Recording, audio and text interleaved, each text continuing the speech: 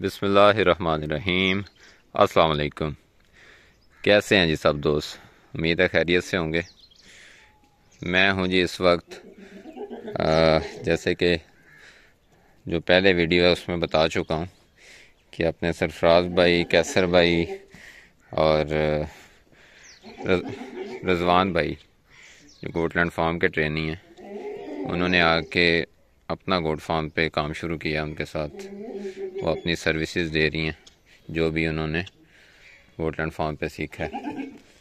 तो यहाँ ये अब जो काम कर रहे हैं वो, क्योंकि एरिया मक्खी चीना का, तो मक्खी चीना पे भी कर रहे हैं, उसके साथ साथ ये इन पे अमृतसरी पे और नागरा वगैरह पे भी कर रहे हैं।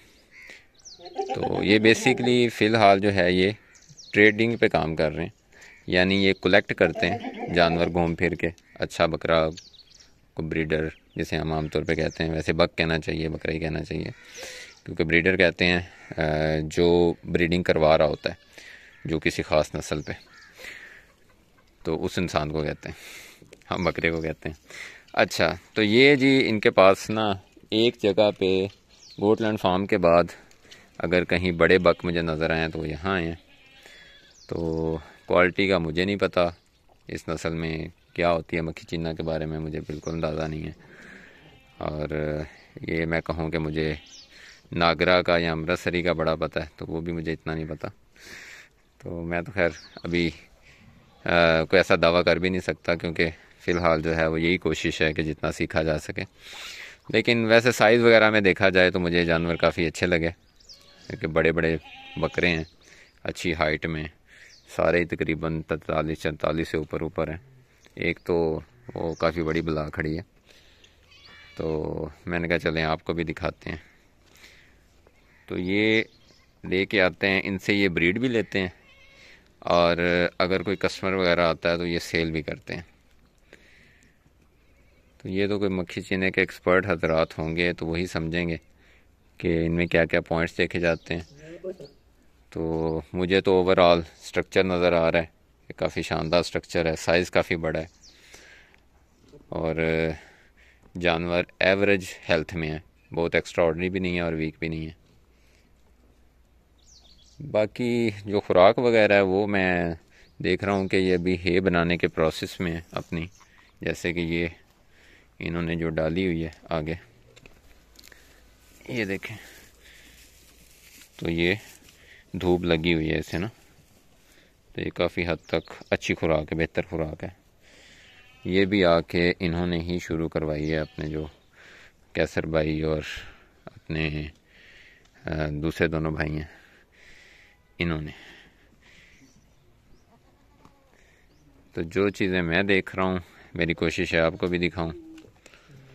बाकी राय अपनी है, चॉइसेस अपनी हैं, जो अपने आपके गोट फार्मिंग के मॉडल जिस पे आप काम कर रहे हैं वो आपका अपना है, अपना पसंदीदा है। किसको क्या सूट कर रहा है वो एक अलग चीज़ है। ये बड़े ऐसे इस तरह के टॉपिक हैं कि जिन पे बड़ी जामे गुफ्तगू हो सकती है। तो आपने ये वीडियो सिर्फ जो देखनी है वो जानवरों को देखने के लिए देखनी है, क्योंकि मैं भी जानवर ही देख रहा हूँ। मैं इन सारी बहसों से इस वक्त जो है वो बागी हूँ। जैसे मुझे ये बकरा नज़र आया तो इस साइज़ के बकरे कम ही देखने को मिलते हैं। मेरे नाक़िस इल्म के मुताबिक इसकी 47 हाइट मस्ट है। 46 है। अच्छा, चले करीब करीब ही था मैं, काफ़ी बड़ा है जॉइंट जानवर। तो कैसे साहब बता रहे हैं जी 46 कंफर्म में। तो बाकी व्यापारियों के हिसाब से तो ये 50 टप जाना है नहीं? हाँ जी बिल्कुल ऐसे। ओके, ये अगर 2 महीने हमारे पास रुक गया ना तो 2 इंच इंशाल्लाह ये बढ़ जाएगा। चले, जाहिर बात है खुराक जो है वो तो मैटर करती है ना। अच्छा कैसर भाई, आप जो वनडे शंडे डाल रहे हैं वो वही फार्मूलेशन जो उस्ताद जी ने बताई? सारी दुनिया को बता रहे हैं, वही फार्मूले हैं। ठीक हो गया। बस चीज़ ये है कि उनको टाइम पे टाइम आपने देना है।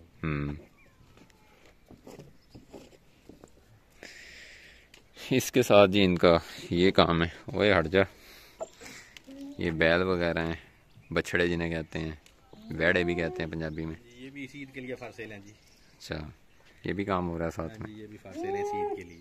ये इस ईद पे जी फॉर सेल है। ईद से पहले भी कर देते हैं, मतलब ये तो ऐसे ही है ना, जो कस्टमर जो भी आगे चीज़ यहाँ ये कहते हैं जी हर चीज़ फॉर सेल है। हमारा ये नहीं है कि ये चीज़ है तो हमने देनी नहीं है। सेल किए जाए एक बंदे कोई बस जो है ना, कोशिश है कि एक ही पार्टी को सेल किया जाए इकट्ठे ही। सही है, ठीक हो गया जी। चलें जी, ये था कुछ जो आपके साथ शेयर करना था।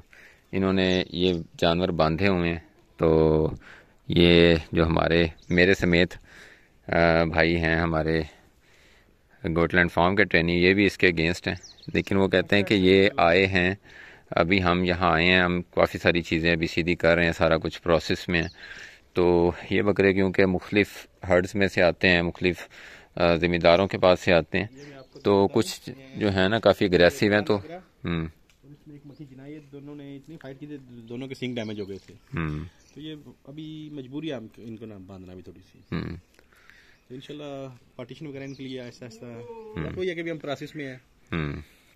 असल में कुछ जानवर एक साथ रहते हैं ना परमानेंट, तो वो उनकी फिर भी एक दूसरे के साथ एडजस्टमेंट हो जाती है, वो लड़ना छोड़ देते हैं।